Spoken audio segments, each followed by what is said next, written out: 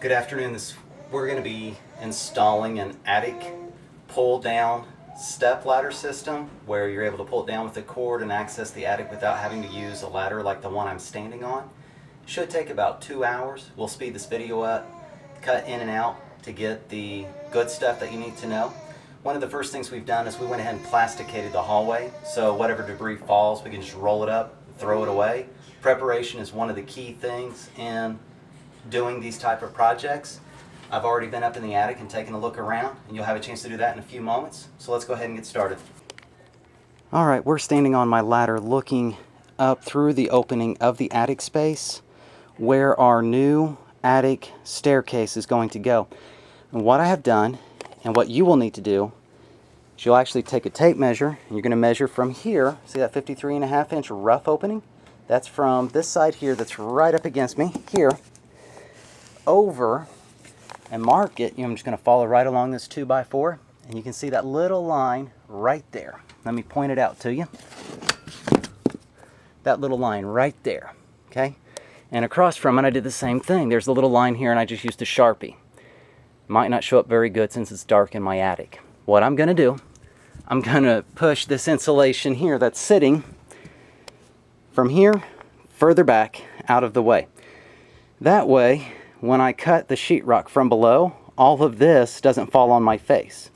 Furthermore, what I'm going to do is I'm going to put my 2x4 in up here first. So as I'm cutting below and I run my Sawzall along either side of this bay, this 2x4 framed up bay, I will hit that new 2x4 that's going to span between the two of these joists. When it hits that span, I know to turn and finish my opening. And I'll show you more of that from below. Right now, I have to clean up this old insulation, remove this 2x4 right here, some of the trim below, and add a new 2x4 right there. Okay, it'll take me a few moments, but hold on, we'll get there. I've removed the insulation between the opening. I've installed the 2x4 cross brace here, and I used the driver, some screws, and the way that I moved this insulation quickly was a dustpan. We're going to come in here, we're going to cut this through with our Sawzall. We're going to let the debris fall below us very carefully, very safely, because we don't want to damage our floors even though we got plastic down.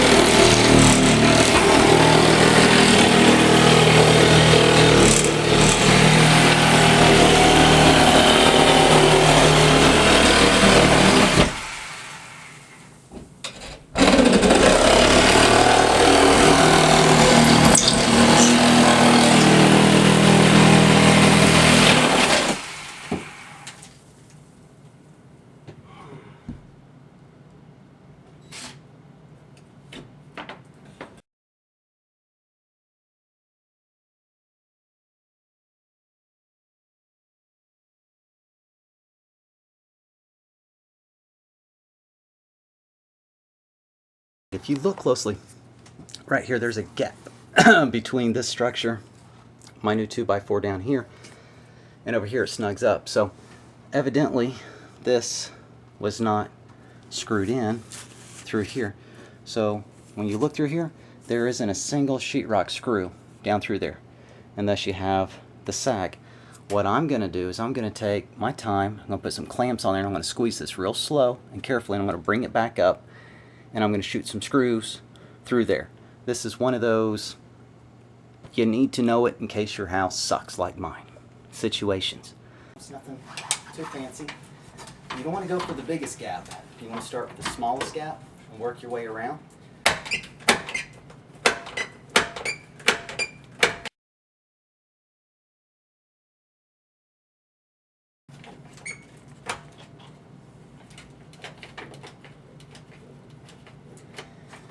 One thing that may very well happen when you're tightening these up, you may hear crinkly, paper ripping, different kinds of noises, just very soft if you listen. It's because these have been taped and mudded, and it's dried. So after a few days, don't be surprised if you see a little fracture, a little line from where we snugged these up, and it's just readjusting itself. Using a 1 1/4 inch coarse thread sheetrock screw, drywall screw, and I'm using it because it will grab that 2x4 and cinch things up pretty well. Good.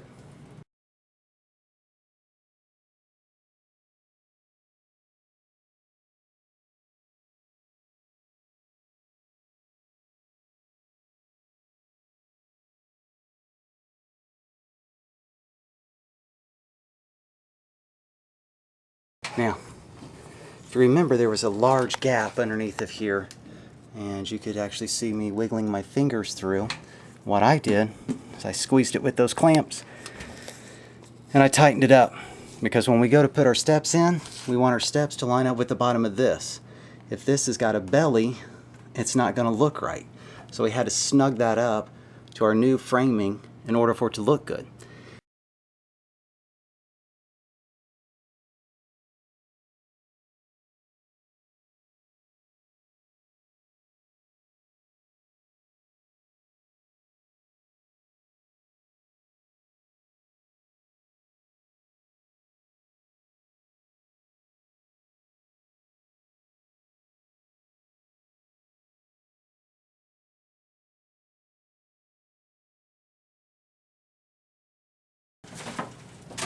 For our project, we're going to install some temporary support strips to hold the weight of the ladder.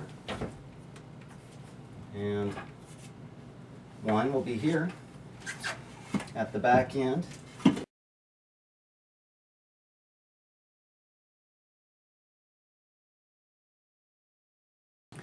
I lifted it up, set it up in here with my hinge side the way that I want it, so it'll fold down to the platform correctly.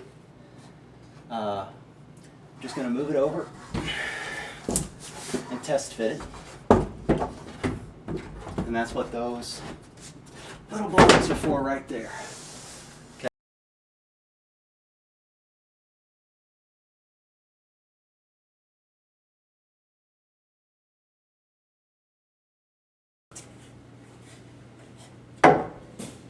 Of our ladder this morning. We wrapped this up yesterday just in time for dinner and get the kids ready for bed. We didn't cut the steps yet to come down, so we're going to do that today. We're going to teach you how to cut them right. We're going to actually make two cuts. We're going to make a long rough cut, which means we're going to actually cut the steps longer than what they need to be to the ground, because we're not done tweaking where it rests up against the ceiling. So it's kind of a catch-22. Do you cut the steps first? Do you cut the top first? Well, cutting off the steps makes it a little bit easier to tweak it, and then it also makes it really nice to cut them flush with the ground. It is the distance from here to the ground. I could put my tape measure right here and say, oh, there we go, it's this angle or it's that angle. The best thing to do is actually to run it up about 4 foot and then let the tape rest on the leg itself, and that way it keeps the angle. And as you go down and you touch it there to the top, you look back, it says 15 1/8. Come over here to this side, let it rest on there, you slide it down till it hits the ground, and we're at 15 1/4. That's pretty close. That's good enough for what these purposes are. 15 1/8.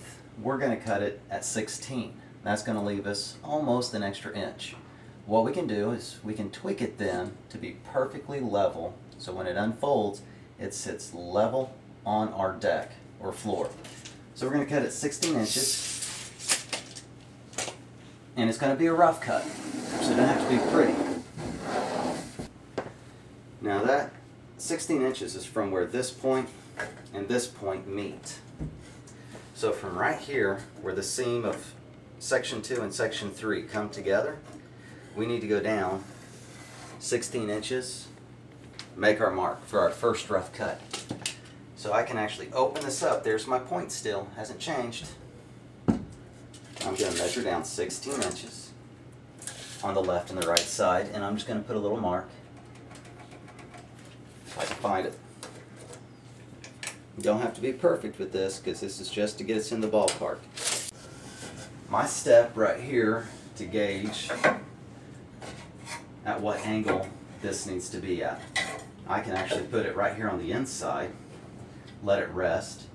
Looking through the angle here, I can see what angle it's at. It looks like it's at a 5-degree angle. So when I threw my angle finder, set it to 5-degree angle, it should be pretty parallel to what we got going on. 5-degree. Just double check. There we go. Line it up, hold it tight, reach around.